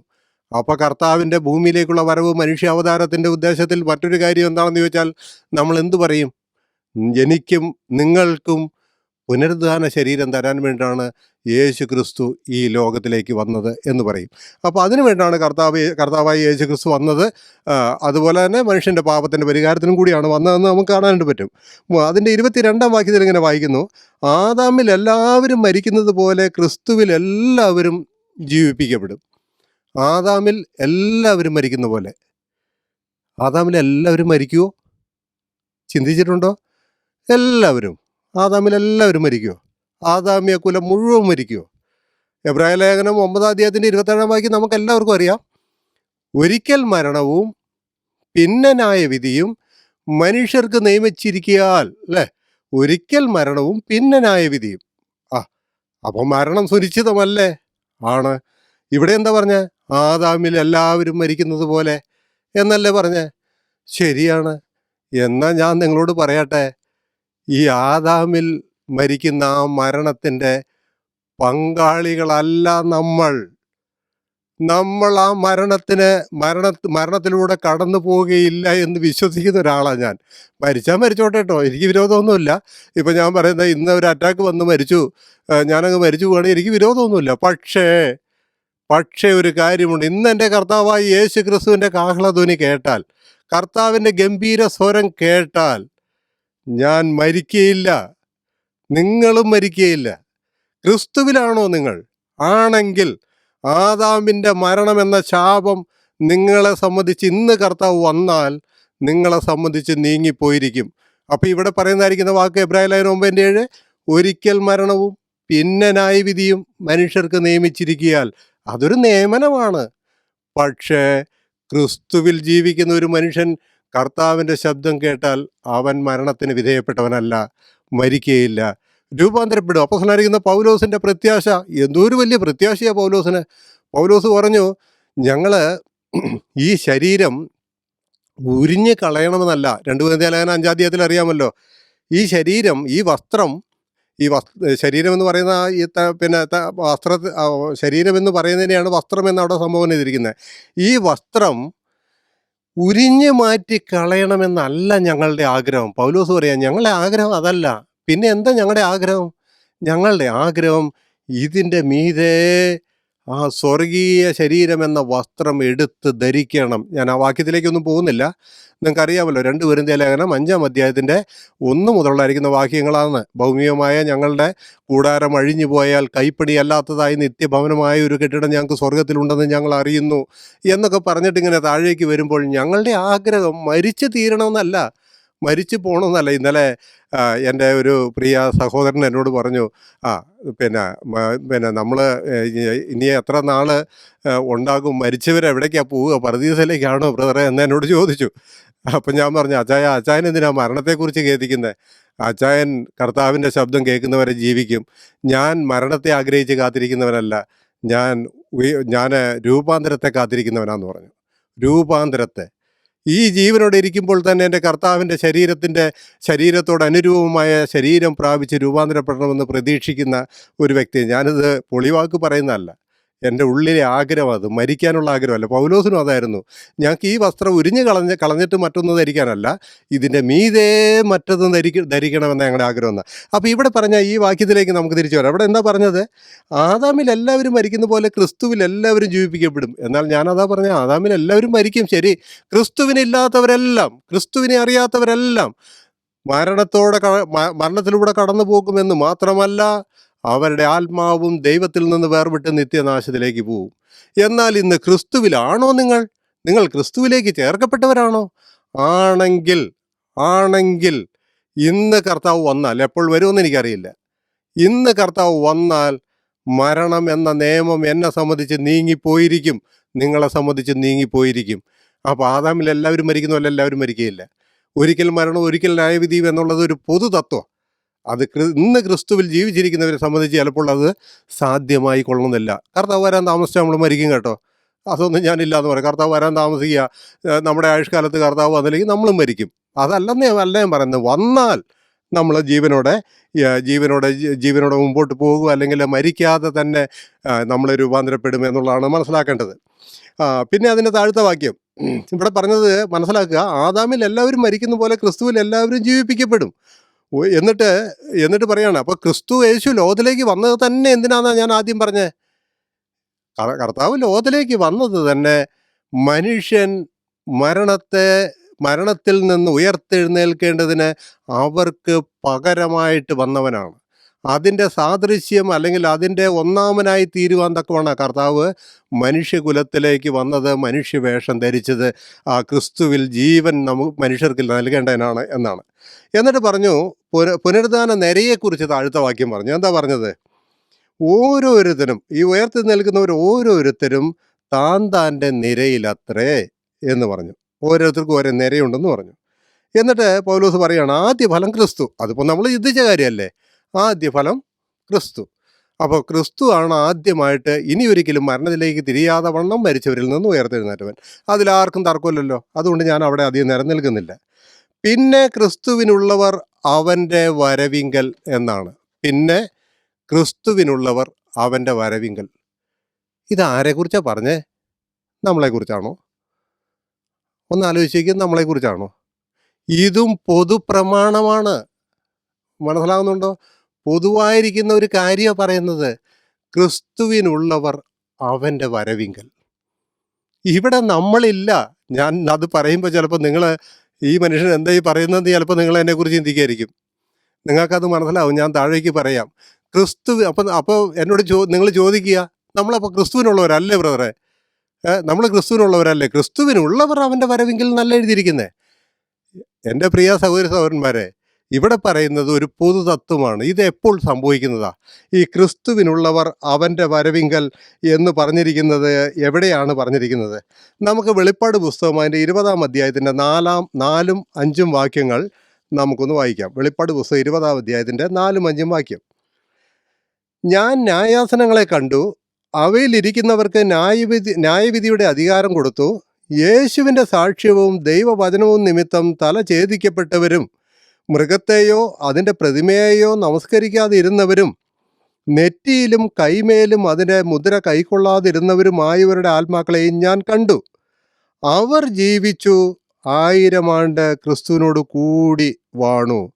മരിച്ചവരിൽ ശേഷമുള്ളവർ 1000 ആണ്ട് കഴിവോളം ജീവിച്ചില്ല. ഇത് ഒന്നാമത്തെ പുനരുദ്ധാനം. ഈ വരവ് എപ്പോഴാ? ഈ വെളിപ്പാട് പുസ്തകം 20-ാം അധ്യായത്തിലെ കർത്താവിൻ്റെ പ്രത്യക്ഷത ഏത് സമയത്തുള്ള പ്രത്യക്ഷതയാ? ഒരുപക്ഷെ എന്നെ കേൾക്കുന്നത് നിങ്ങൾക്ക് എല്ലാവർക്കും അറിയാം. ഈ ഭൂമിയെ നീതിയിൽ ഭരിക്കാനായി 1000 ആണ്ട് വാഴ്ചയ്ക്കായി യഹൂദൻ്റെ പ്രത്യാശ നിവൃത്തിയായി ഈ ഭൂമിയിലേക്ക് നമ്മുടെ കർത്താവ് എഴുന്നള്ളുന്ന ആ വരവിനെയാണ് ഇവിടെ കൊടുത്തിരിക്കുന്നത്. ആ വരവിൽ എന്തായിത്തീരുമെന്ന് പറഞ്ഞ് തല ഛേദിക്കപ്പെട്ടവരും മൃഗത്തെ അതിൻ്റെ പ്രതിമയോ നമസ്കരിക്കാത്തവരും എന്ന് പറഞ്ഞ മഹാപീഡനകാല വിശുദ്ധന്മാർ അവരും ഉയർത്തെഴുന്നേൽക്കും. അതുപോലെ തന്നെ കർത്താവിനോട് കൂടെ ജീവിച്ച 12 അപ്പോസ്തലന്മാരും ആ ശിഷ്യഗണങ്ങൾ എല്ലാവരും ഉയർത്തെഴുന്നേൽക്കും. പോരാത്തതിന് ഞാൻ അതിൻ്റെ എല്ലാ റെഫറൻസ് കാണിക്കുന്നില്ല. പോരാത്തതിന് യഹൂദന്മാരിലൂടെ തിരുവെഴുത്ത് നമ്മളെ ചൂണ്ടിക്കാണിക്കുന്നതായിരിക്കുന്ന പഴയ നിയമ വിശുദ്ധന്മാരെല്ലാവരും ഉയർത്തെഴുന്നേൽക്കും. ഈ ഉയർത്തെഴുന്നേൽപ്പ് എപ്പോഴാണ് നടക്കുന്നത്? നമ്മുടെ കർത്താവായ യേശു ക്രിസ്തു 1000 ആണ്ട് വാഴ്ചയ്ക്കായി ഈ ഭൂമിയിലേക്ക് വരുമ്പോൾ അത് സംഭവിക്കും. ആ ഉയർപ്പിനെ കുറിച്ചാണ് ഇവിടെ പറഞ്ഞത്. പിന്നെ ക്രിസ്തുവിനുള്ളവർ അവൻ്റെ വരവിങ്കൽ എന്ന് പറഞ്ഞത്. ഈ വേദവാക്യത്തെ സാധാരണ ക്രിസ്തീയ ലോകത്തിലെ അനേകം വേദ വ്യാഖ്യാതാക്കളും അതുപോലെ തന്നെ വേദ പണ്ഡിതന്മാരും പ്രസംഗകരും പ്രസംഗിക്കുന്നത് ഞാൻ കേട്ടിട്ടുണ്ട്. അവർ പ്രസംഗിക്കുന്നത് ക്രിസ്തുവിനുള്ളവർ അവൻ്റെ വരവിങ്കൽ എന്ന് പറഞ്ഞത് നമ്മളെ സംബന്ധിച്ച നമ്മൾ ക്രിസ്തു വരുമ്പോൾ ഉയർത്തെഴുന്നേൽക്കുന്ന കാര്യം അവിടെ പറഞ്ഞിരിക്കുന്നതെന്ന് പറഞ്ഞു. അല്ലെന്നാണ് ഞാൻ നിങ്ങളോട് പറയുന്നത്. അല്ല, നമ്മളുടെ ഉയർപ്പല്ല, ഇത് പൊതുവായിരിക്കുന്ന ഒരു കാര്യം പറയുക. ക്രിസ്തുവിനുള്ളവർ അവൻ്റെ വരവിങ്കൽ. പഴയ നിയമ വിശുദ്ധന്മാരടക്കം, കർത്താവ് ഭൂമിയിൽ ജീവിച്ചിരുന്നപ്പോൾ കർത്താവിനെ മുൻഗമിച്ച വിശുദ്ധന്മാരടക്കം, മഹാപീഡനകാല വിശുദ്ധന്മാരടക്കം, അതാണ് തല ഛേദിക്കപ്പെട്ടവർ എന്നൊക്കെ പറയുന്നത്, മൃഗത്തിൻ്റെ മുദ്ര ഏൽക്കാത്തവർ എന്നൊക്കെ പറയുന്നത്, ആ വിശുദ്ധന്മാരടക്കം അവരുടെ ഉയർത്തെഴുന്നേൽപ്പാണ് ഇവിടെ പറഞ്ഞതായിരിക്കുന്ന ക്രിസ്തുവിനുള്ളവർ അവൻ്റെ വരവിങ്കൽ എന്ന് പറഞ്ഞിരിക്കുന്നത്. അപ്പോൾ ഇത് കേൾക്കുമ്പോൾ നിങ്ങൾ എന്നോട് ചോദിക്കും, അപ്പോൾ പിന്നെ നമ്മളെപ്പോഴാണ് ബ്രദറെ ക്രിസ്തു വരുമ്പോഴല്ലേന്ന് ചോദിക്കും. ഞാനത് താഴേക്ക് പറയുന്നുണ്ട്. ഓക്കെ, അപ്പോൾ ആ നിരയിലെ രണ്ടാമത്തെ കൂട്ടരെ മനസ്സിലായല്ലോ എപ്പോഴാണ് ഈ ഉയർത്തെഴുന്നേൽപ്പ് നടക്കുന്നത്. രണ്ടാമത്തെ കൂട്ടരെ ക്രിസ്തുവിനുള്ളവർ അവൻ്റെ വരവിങ്കൽ എന്നാണ് നമ്മളവിടെ കാണുന്നത്. ക്രിസ്തുവിനുള്ളവർ അവൻ്റെ വരവിങ്കൽ.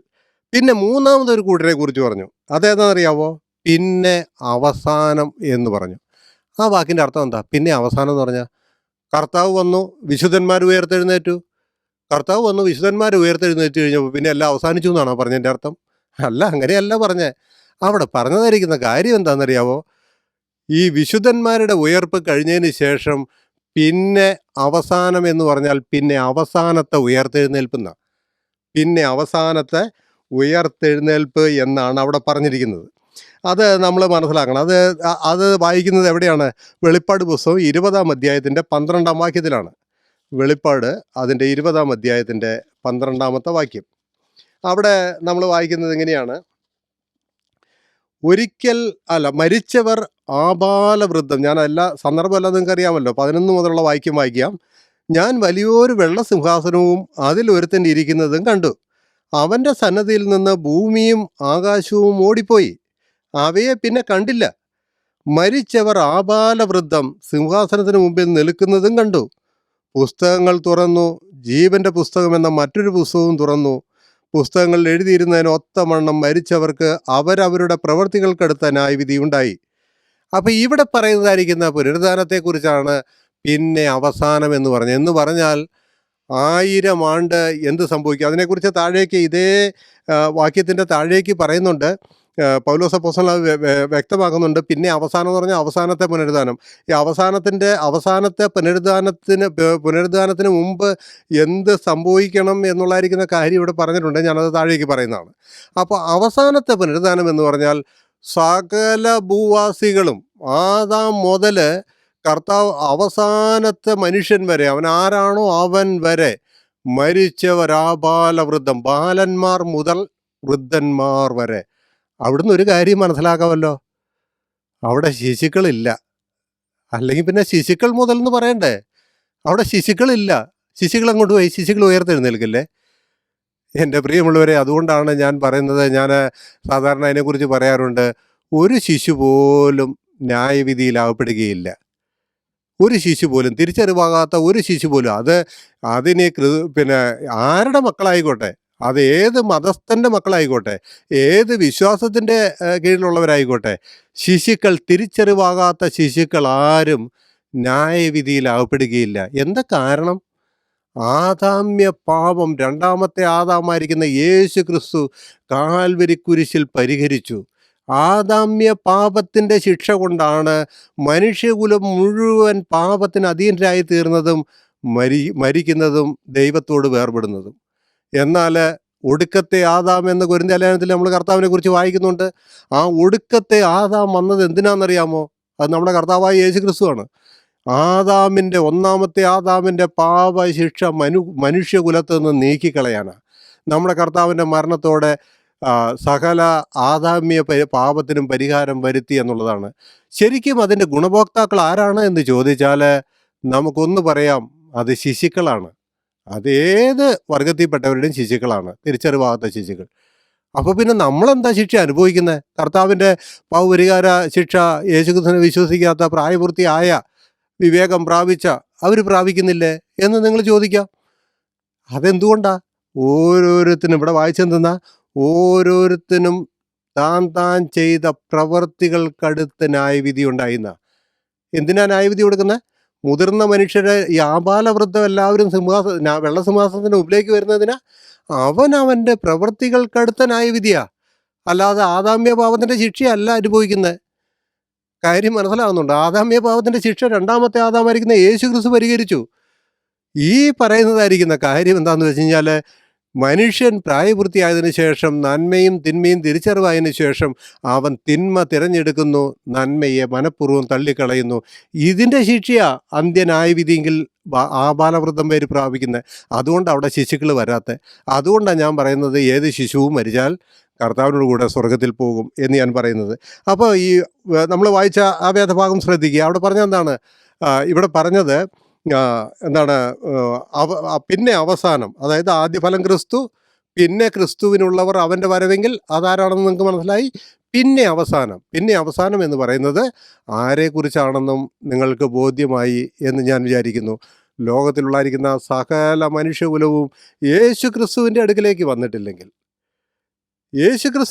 വന്നിട്ടില്ലെങ്കിൽ, നിങ്ങളുടെ പാപത്തിൻ്റെ പരിഹാരം കാൽവരിയിലെ കുരിശിൽ പരിഹരിക്കപ്പെട്ടു എന്ന് നിങ്ങൾ അംഗീകരിച്ചിട്ടില്ലെങ്കിൽ, നിങ്ങളുടെ രക്ഷകനാണ് യേശു ക്രിസ്തു എന്ന് നിങ്ങൾ വിശ്വസിച്ചിട്ടില്ലെങ്കിൽ, നിങ്ങൾ ഏത് ജാതിയിൽപ്പെട്ടാലും, ഏത് മതത്തിൽപ്പെട്ടാലും, നിങ്ങൾ നിരീശ്വരവാദികളാണെങ്കിലും, നിങ്ങൾ എന്തെല്ലാം ന്യായവാദങ്ങൾ ഉന്നയിച്ചാലും, നിങ്ങൾ ഭൂമിയിൽ എത്ര വലിയ കോടീശ്വരനാണെങ്കിലും, നിങ്ങൾ ഭൂമിയിലെ എത്ര വലിയ പ്രശസ്തനാണെങ്കിലും, എത്ര ഉന്നത വിദ്യാഭ്യാസമുള്ളവനാണെങ്കിലും, അവസാനം ഉയർത്തെഴുന്നേൽക്കും മരിച്ചു കഴിയുമ്പോൾ നിത്യശിക്ഷാവിധിയിലേക്ക് ന്യായം വിധിക്കപ്പെട്ട് തള്ളും. അവിടെ നിങ്ങളുടെ യോഗ്യതയ്ക്ക് ഒരു സ്ഥാനവുമില്ല. നിങ്ങളത് മനസ്സിലാക്കണം. ഇന്ന് നമുക്കറിയാമല്ലോ, ലോകത്തിലുള്ളായിരിക്കുന്ന മനുഷ്യരിൽ ഒരുപാട് പേരും വളരെ പ്രശസ്തരാണ്. എന്നാൽ ബഹുഭൂരിപക്ഷം പേരും ആരും അറിയാത്ത, ഒന്നുമല്ലാത്ത ദരിദ്രന്മാരോ ഒന്നും ആരും അറിയാതെ മരിച്ചു പോകുന്നവരാണ്. ആ ശരി. എന്നാൽ ഒരുപാട് പേരും വളരെ പ്രശസ്തന്മാരാണ്, അല്ലേ? ആ പ്രശസ്തന്മാരൊക്കെ വിചാരിക്കുന്നത് എന്താണെന്നറിയാമോ? ഇന്ന് ഒരു മഹാപ്രശസ്തൻ, ഒന്നും വേണ്ട, ഞാൻ ഒരു എക്സാമ്പിൾ പറയാം. ഒരു ഫേമസ് ആയിരിക്കുന്ന ഒരു സിനിമാ നടനോ സിനിമാ നടിയോ ഒരു പട്ടണത്തിൽ വന്നിറങ്ങിയാൽ, ഉയ്യോ, എന്തുമാത്രം ജനങ്ങളായിരിക്കും കാണാൻ കൂടുന്നത്, തിക്കും തിരക്കും, എന്തൊരു ബഹളമായിരിക്കും. ഇവർ വിചാരിക്കുന്നത് എന്താണെന്നറിയാവോ? ഞങ്ങൾ ഈ ഭൂമിയിൽ ജീവിച്ചിരിക്കുമ്പോൾ ഇത്രമാത്രം ഞങ്ങൾക്ക് അംഗീകാരം ലഭിക്കുന്നുവെങ്കിൽ, ഈ ഭൂമിയിൽ നിന്ന് ഞങ്ങൾ അങ്ങ് മാറ്റപ്പെടുമ്പോഴും ഞങ്ങളുടെ അംഗീകാരം കുറയുകയില്ലെന്ന. വെറും വിവരക്കേടാട്ടോ, വെറും വിവരക്കേട്. മരിക്കുമ്പോൾ നിങ്ങൾ ഒറ്റയ്ക്കേ ഉണ്ടാവൂ. നിങ്ങളുടെ കൂടെ വരാൻ ഈ സമൂഹം ഒന്നും, നിങ്ങളുടെ ഫാൻസ് ഒന്നും നിങ്ങളുടെ കൂടെ ഉണ്ടാകുകയില്ല. നിങ്ങളത് മനസ്സിലാക്കിക്കൊള്ളൂ. നിങ്ങൾ ഒറ്റയ്ക്കേ ഉണ്ടാവുള്ളൂ. ന്യായവിധിയുടെ മുമ്പിൽ നിൽക്കുമ്പോൾ നിങ്ങൾ ഒറ്റയ്ക്കേ ഉണ്ടാവുള്ളൂ. ഇന്ന് നിങ്ങൾക്ക് വേണ്ടി ജയ് വിളിച്ചവരും കൈയടിച്ചവരും അന്ന് നിങ്ങൾക്ക് സപ്പോർട്ട് ഉണ്ടാകുകയില്ല. നിങ്ങളുടെ കണക്ക് അവിടെ നോക്കപ്പെടും. നിങ്ങൾ അവിടെ ശിക്ഷാവിധിയിലേക്ക് തള്ളപ്പെടും. അതുകൊണ്ട് നിങ്ങൾ ഇന്ന് ലോകത്തിൽ ആരാണ് എന്നുള്ളതല്ല ഇവിടുത്തെ വിഷയം. മനസ്സിലാക്കണം. ഇന്ന് നിങ്ങൾ ആരുമാകട്ടെ, ഏതുമാകട്ടെ, നിങ്ങളൊന്നുമല്ലാത്തവനാകട്ടെ, നിങ്ങൾ വലിയ പ്രശസ്തനാകട്ടെ, നിങ്ങൾക്ക് രക്ഷയ്ക്ക് ഒരു മാർഗമേ ഉള്ളൂ, കാൽവരി കുരിശിലെ യാഗമരണം. കർത്താവായ യേശു ക്രിസ്തുവിൽ അഭയം ചൊല്ലാമോ? നിങ്ങളുടെ പാപത്തിന് വേണ്ടി മരിച്ചുയർത്തവനായിരിക്കുന്ന യേശു ക്രിസ്തുവിനെ നിങ്ങൾക്ക് രക്ഷകനും കർത്താവുമായിട്ട് സ്വീകരിക്കാമോ? എന്നാൽ നിങ്ങൾക്ക് നിത്യജീവൻ ലഭിക്കും. നിങ്ങൾ ക്രിസ്തു യേശുവിൽ നിത്യജീവൻ പ്രാപിച്ച് നിത്യം ദൈവത്തോടു കൂടെ സ്വർഗരാജ്യത്തിൽ വാഴും. ഈ പ്രത്യാശയില്ലെങ്കിൽ നിങ്ങളുടെ ജീവിതം, എൻ്റെ പച്ച മലയാളത്തിൽ പറയട്ടെ, പോക്കാ. നിങ്ങൾ ഇന്ന് എത്ര കാലം എന്തെല്ലാം നേടിയാലും പോക്കാ, ഒരു പ്രയോജനവും ഇല്ല. കാരണം ഇന്നോ നാളെയോ നിങ്ങൾ മാറ്റപ്പെടാം. പിന്നെ നിങ്ങളുടെ പ്രശസ്തി നിങ്ങളെ പിന്തുടരുകയില്ല. നിങ്ങൾക്കറിയാമല്ലോ. ശരി, അപ്പം ഞാനിവിടെ 3 കാര്യങ്ങൾ പറഞ്ഞു. ഇവിടെ ഇനി എനിക്ക് ഒരു കാര്യം കൂടിയാണ് നിങ്ങളോട് പറയാനുള്ളത്. എന്താണെന്നറിയാമോ? ഇവിടെ ഞാൻ ആദ്യഫലം ക്രിസ്തു എന്നുള്ളത് പറഞ്ഞു. പിന്നെ ക്രിസ്തുവിനുള്ളവർ അവൻ്റെ വരവെങ്കിൽ അതാരാണെന്ന് പറഞ്ഞു. 3-ാമത്തെ കാര്യം പറഞ്ഞത് പിന്നെ അവസാനം എന്ന് പറഞ്ഞു. ദുഷ്ടന്മാരുടെ പുനരുദ്ധാനം, ന്യായവിധിക്കായിട്ടുള്ള പുനരുദ്ധാനം, അത് ഞാൻ പറഞ്ഞു. അപ്പോൾ ഇവിടെ എങ്ങും നമ്മളില്ലാന്ന് ഞാൻ പറഞ്ഞില്ലേ? അപ്പോൾ പിന്നെ നമ്മളെവിടെയാ? നമ്മളത് മനസ്സിലാക്കണ്ടേ? ഒരു കാര്യം മനസ്സിലാക്കുക. സ്വർഗത്തിലെ ദൈവം അപ്പോസ്തലനായിരിക്കുന്ന പൗലോസിനെ വിളിച്ച് പൗലോസ് അപ്പോസ്തലനിലൂടെ വെളിപ്പെടുത്തിയായിരിക്കുന്ന ലോകത്തിൽ അന്ന് വരെ ഒരു മഹാപണ്ഡിതന്മാർക്കും ഒരു പ്രവാചകന്മാർക്കും ഒരു 12 അപ്പോസ്തലന്മാർക്കും ഒന്നും വെളിപ്പെടാത്തായിരിക്കുന്ന ഒരു മഹാരഹസ്യമുണ്ട്. ഒരു മഹാരഹസ്യം എന്താണെന്നറിയാം? ആ മഹാരഹസ്യം കർത്താവ് പോലും അതിനെക്കുറിച്ച് പറഞ്ഞിട്ടില്ല. നിങ്ങൾ വിശ്വസിക്കുമോ ഞാനങ്ങനെ പറഞ്ഞാൽ? കർത്താവ് പോലും അതിനെക്കുറിച്ച് പറഞ്ഞിട്ടില്ല എന്ന്. ഇത് പൗലോസിന് മാത്രം വെളിപ്പെട്ടൊരു മഹാരഹസ്യമുണ്ട്. ആ രഹസ്യമാണ് നമ്മുടെ ഉൽപ്രാവണം എന്ന് പറയുന്നത്, സഭയുടെ ഉയർത്തെഴുന്നേൽപ്പ് എന്ന് പറയുന്നത്. അതിനു മുമ്പ് ആരും പറഞ്ഞിട്ടില്ല. അപ്പം ഈ പുനരുദ്ധാന നിരയിൽ 3 നിരയിലും നമ്മളില്ലാന്ന് ഞാൻ പറഞ്ഞു. അപ്പം നമ്മളെവിടെയാ? അതേ അധ്യായം താഴേക്ക് നമ്മൾ വായിക്കുമ്പോൾ എന്താ കാണുന്നത്? പുനരുദ്ധാന ശരീരം എങ്ങനെയാണ്, അല്ലേ? താഴേക്കെല്ലാം വായിക്കുമ്പോൾ നമുക്കറിയാമല്ലോ. 55 മുതലുള്ള വാക്യങ്ങളിലൊക്കെ വായിക്കുന്നത് മരിച്ചവരെ, പിന്നെ എന്താണ് അതിൻ്റെ 29 അല്ല, മരിച്ചവർക്ക് വേണ്ടി സ്നാനമേൽക്കും. അതിനുശേഷം ഒരുവൻ ചോദിക്കുകയാണ്, മരിച്ചവർ എങ്ങനെ ഉയർക്കുന്നു എന്ന്, ഏത് വിധം ശരീരത്തോടെ വരുന്നു എന്ന് ചോദിക്കും. മൂടാ, നീ വിതയ്ക്കുന്നത് ചത്തില്ല എങ്കിൽ ജീവിക്കുന്നില്ല. നീ വിതയ്ക്കുന്നത് ഉണ്ടാകുവാനുള്ള ശരീരമല്ല, ഗോതമ്പിൻ്റെയും മറ്റുമല്ലതിൻ്റെയും മണിയത്ര വിതയ്ക്കുന്നത്. ദൈവം ഓരോന്നിനും അതതിൻ്റെ ശരീരം കൊടുക്കുന്നു. സ്വർഗീയ ശരീരങ്ങളുണ്ട്, ഭൗമ ശരീരങ്ങളുണ്ട്. സ്വർഗീയ ശരീരങ്ങളുടെ തേജസ് വേറെ, ഭൗമ ശരീരങ്ങളുടെ തേജസ് വേറെ, സൂര്യൻ്റെ തേജസ് വേറെ, ചന്ദ്രൻ്റെ തേജസ് വേറെ, നക്ഷത്രവും തമ്മിൽ തേജസ് കൊണ്ട് വ്യത്യാസമുണ്ടല്ലോ. പല കാര്യങ്ങളും പറഞ്ഞു. ഈ ഉയർത്തെഴുന്നേൽക്കുന്ന ശരീരത്തിൻ്റെ പ്രകൃതിയെക്കുറിച്ച് ഈ പറഞ്ഞു വരുന്നത്, മുഴുവൻ പറഞ്ഞു വരുന്നതാ. പിന്നെ അവിടെ സ്വർഗത്തിൽ ചെല്ലുന്നവരായിരിക്കുന്ന, ഉയർത്തെഴുന്നേറ്റ് സ്വർഗത്തിൽ ചെല്ലുന്നവരുടെ തേജസ്സിനൊക്കെ വ്യത്യാസങ്ങൾ ഉണ്ടാകുമെന്നാണ് പറഞ്ഞത്. വ്യത്യാസങ്ങൾ, അതായത് ചിലർ നന്നായി പ്രകാശിക്കും, ചിലർ മങ്ങി പ്രകാശിക്കും. അപ്പോഴേ അറിയുള്ളൂ നമ്മളിവിടെ ക്രിസ്തുവിന് വേണ്ടി ജീവിച്ചതിൻ്റെ കുറവുമൊക്കെ അന്നേ നമുക്ക് മനസ്സിലാകുള്ളൂ. ഇപ്പം അത് പറഞ്ഞാൽ മനസ്സിലാകില്ല. അപ്പം ഞാൻ പറഞ്ഞത്, ഈ കാര്യങ്ങളെല്ലാം പറഞ്ഞു വന്നിട്ട് അതിൻ്റെ 50-ാമത്തെ വാക്യം തൊട്ട് ഒരു മഹാരഹസ്യം പൊട്ടിക്കുകയാണ് പൗലോസ്. ഒരു വലിയ രഹസ്യം. ഞാൻ പറഞ്ഞ ലോകത്തിൽ ഒന്നും വരെ ആർക്കും മനസ്സിലാകാത്ത രഹസ്യം. എന്താ രഹസ്യം എന്നറിയാമോ? ഞാനൊന്ന് വായിക്കാം. സഹോദരന്മാരെ, മാംസരക്തങ്ങൾക്ക് ദൈവരാജ്യത്തെ അവകാശമാക്കുവാൻ കഴിയുകയില്ല, ദ്രവത്വം അദ്രവത്വത്തെ അവകാശമാക്കുകയുമില്ല എന്ന് ഞാൻ പറയുന്നു. ഞാനൊരു മർമ്മം നിങ്ങളോട് പറയാം. ഒരു മർമ്മം എന്ന് പറഞ്ഞ ഒരു മിസ്റ്ററി, ഒരു രഹസ്യം ഞാൻ നിങ്ങളോട് പറയാം. അവിടെ പൗലോസ് പറഞ്ഞു വരുന്നത്, മാംസരക്തങ്ങൾക്ക് ഒരിക്കലും സ്വർഗരാജ്യത്തെ അവകാശമാക്കാൻ പറ്റും. ഈ ശരീരം കൊണ്ട് സ്വർഗത്തിൽ പോകാമെന്ന് ആരും വിചാരിക്കേണ്ടെന്ന് അതിൻ്റെ അർത്ഥം, ഒറ്റവാക്കി പറഞ്ഞാൽ. ദ്രവത്വം അദ്രവത്വത്തെ, ഇത് ദ്രവിച്ചു പോകുന്ന ശരീരമാണ്. സ്വർഗം എന്ന് പറഞ്ഞാൽ ദ്രവത്വം ഇല്ലാത്തതാ, അതിനെ അവകാശമാക്കാൻ പറ്റുകയില്ല. എന്നിട്ട് പറയാം, ഞാനൊരു മർമ്മം നിങ്ങളോട് പറയാം. നാം എല്ലാവരും നിദ്ര കൊള്ളുകയില്ല, എന്നാൽ അന്ത്യകാഹളനാദത്തിങ്കൽ പെട്ടെന്ന് കണ്ണിമയ്ക്കുന്നിടയിൽ നാം എല്ലാവരും രൂപാന്തരപ്പെടും. അന്ത്യകാഹളനാദത്തിങ്കൽ, അവിടെ വായിച്ചത്, എന്നാൽ അന്ത്യകാഹളനാദത്തിങ്കൽ പെട്ടെന്ന് കണ്ണിമയ്ക്കുന്നിടയിൽ നാം രൂപാന്തരപ്പെടും. അതാ ഞാൻ ആദ്യം പറഞ്ഞേ. എന്താ പറഞ്ഞേ? നമ്മുടെ കർത്താവായ യേശുക്രിസ്തു ഇന്ന് വന്നാൽ ഞാനും നിങ്ങളും മരിക്കുകയില്ല. ആദാമിൽ എല്ലാവരും മരിക്കുന്ന മരണവിധി നമുക്ക് ബാധകമല്ല. ഒരിക്കൽ മരണവും പിന്നെ ന്യായവിധിയും എന്ന വിധി നമുക്ക് ബാധകമല്ല. ഇന്ന് കർത്താവ് വന്നാൽ കണ്ണ് മെക്കുന്ന നേരം എന്ന് പറഞ്ഞാൽ, ഒരു കണ്ണ് ചിമ്മി തുറക്കാൻ എത്ര നേരം വേണം? ആ ഒരേ ഒരു നേരം കൊണ്ട് നമ്മുടെ ശരീരം രൂപാന്തരപ്പെടും. നാം സ്വർഗത്തിലേക്ക് ഉയരും. ഇവിടെയാണ് നമ്മുടെ പുനരുദ്ധാനത്തെക്കുറിച്ച് പറയുന്നത്. അന്ന് വരെ പൗലോസ് ഇത് പൊട്ടിക്കുന്നവരെ ലോകത്തിൽ ആർക്കും അറിയാത്തതായിരിക്കുന്ന മഹാസത്യമാണ്, മഹാരഹസ്യമാണ് എന്നുള്ളത് മനസ്സിലാക്കണം. അവിടെ വായിച്ച അങ്ങനെയാണ്: കണ്ണിമയ്ക്കുന്നതിനിടയിൽ നാം എല്ലാവരും രൂപാന്തരപ്പെടും, കാഹളം ധ്വനിക്കും, മരിച്ചവർ അക്ഷയരായി ഉയർക്കുകയും നാം രൂപാന്തരപ്പെടുകയും ചെയ്യും. ഈ ദ്രവത്വമുള്ളത് അദ്രവത്വത്തെയും ഈ മർത്യമായത് അമർത്യത്തെയും ധരിക്കണം. ഈ ദ്രവത്വമുള്ളത് അദ്രവത്തെയും മർത്യമായത് അമർത്യത്തെയും ധരിക്കുമ്പോൾ മരണം നീങ്ങി ജയം വന്നിരിക്കുന്നു എന്ന് എഴുതിയിരിക്കുന്ന വചനം നിവൃത്തിയാവും. ഹേ മരണമേ, നിന്റെ ജയം എവിടെ? ഹേ മരണമേ, നിന്റെ വിഷമുള്ള എവിടെ? മരണത്തിൻ്റെ വിഷമുള്ള പാപം, പാപത്തിൻ്റെ ശക്തിയോ ന്യായപ്രമാണം. ഇവിടെ എന്താ നമ്മൾ വായിച്ചെന്നറിയാവോ? മരണം തോൽക്കുന്ന സമയം. മരണം നമ്മളെ സംബന്ധിച്ച് ഇന്ന് കർത്താവ് വന്നാൽ നമ്മുടെ മുമ്പിൽ മരണം തോറ്റു. മരണം നമ്മളെ സംബന്ധിച്ച് ഉയരത്തിൽ നിൽക്കുകയില്ല. എനിക്കിതിനെക്കുറിച്ച് കുറച്ചും കൂടിയൊക്കെ പറയണമെന്നുണ്ട്, സമയം മതിയാകുന്നതുകൊണ്ട് ഞാൻ നിർത്തട്ടെ. നിങ്ങൾക്ക് മനസ്സിലായില്ലേ? ആ പുനരുദ്ധാന നിരയെക്കുറിച്ച് നിങ്ങൾക്ക് മനസ്സിലായല്ലോ, ആ കാര്യം മനസ്സിലായി കാണുമല്ലോ. നമ്മളെ സംബന്ധിച്ച് ഇന്ന് കർത്താവ് വന്നാൽ നമ്മൾ മരണത്തിന് വിധേയപ്പെട്ടവരല്ല. കർത്താവ് ഇന്ന് വന്നാൽ അന്ന് നമ്മൾ ചോദിക്കും: ഹേ മരണമേ, നിന്റെ ജയം എവിടെ? മരണത്തെ വെല്ലുവിളിക്കുന്ന ജനത നമ്മളായിരിക്കും. ഈ വചനങ്ങൾ കൊണ്ട് നമ്മൾ ആശ്വസിക്കാം, ധൈര്യപ്പെടാം. എൻ്റെ പ്രിയമുള്ളവരെ, കർത്താവിൻ്റെ കൃപ നിങ്ങളെല്ലാവരും കൂടെ ഇരിക്കട്ടെ. കർത്താവായി യേശു ക്രിസ്തുവിന് വേണ്ടി ജീവിക്കുക മരിക്കുന്നവരെ. കാരണം ഇത്ര വലിയ പ്രത്യാശ നൽകാൻ ഈ ലോകത്തിൽ ആർക്കും കഴിയുകയില്ല. യേശു ക്രിസ്തുവിൻ്റെ പരിശുദ്ധമായിരിക്കുന്ന നാമത്തിന് ഇന്നും എന്നും മഹത്വമുണ്ടാകുമാറാകട്ടെ. ആമേൻ.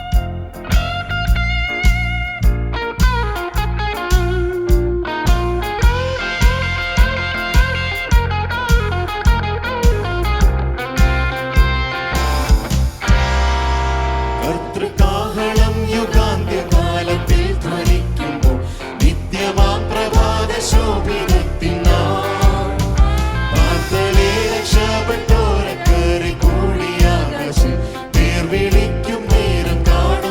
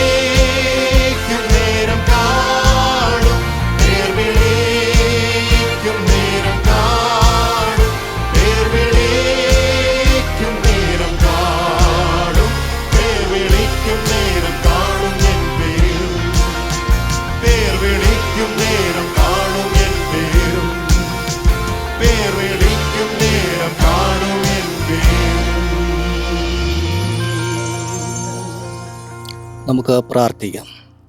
പരിശുദ്ധനായ ദൈവമേ, സ്വർഗസ്ഥനായ ഞങ്ങളുടെ നല്ല പിതാവേ, അനുഗ്രഹിക്കപ്പെട്ട ഈ നല്ല പകൽക്കാലം ഞങ്ങളങ്ങേ സ്തുതിക്കുകയും മഹത്വപ്പെടുത്തുകയും ചെയ്യുന്നു.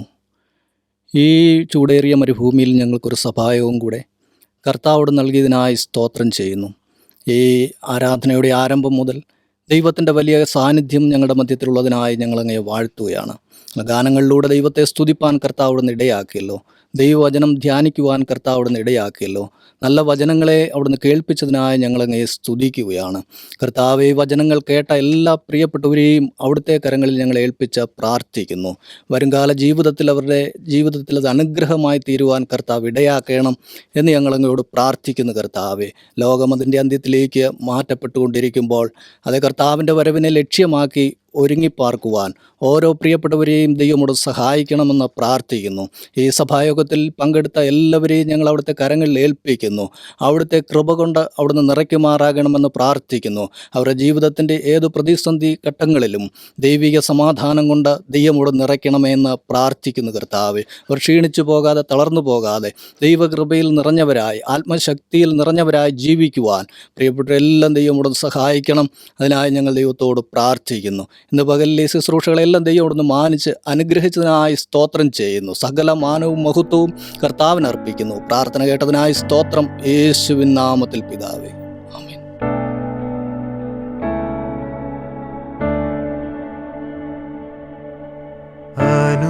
അനുഗ്രഹത്തോടെ ഇപ്പോൾ അയക്കാടിയാരെ യഹോവയേ, അനുഗ്രഹത്തോടെ ഇപ്പോൾ അയക്കാടിയാരെ യഹോവയേ, മനസ്സലിവുടയ മഹോന്നത പരനേ, വന്ദനം നിനക്കാമേൻ. മനസ്സലിവുടയ മഹോന്നത പരനേ, വന്ദനം നിനക്കാമേൻ. വന്ദനം നിനക്കാമേൻ. വന്ദനം നിനക്കാമേൻ.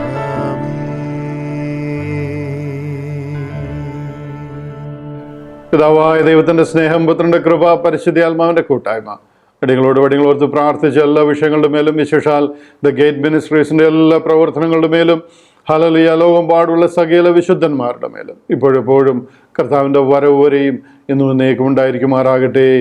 ആമേൻ, ആമേൻ. കർത്താവിൻ്റെ കൃപ എല്ലാവരുടെയും കൂടെ ഇരിക്കുമാറാകട്ടെ.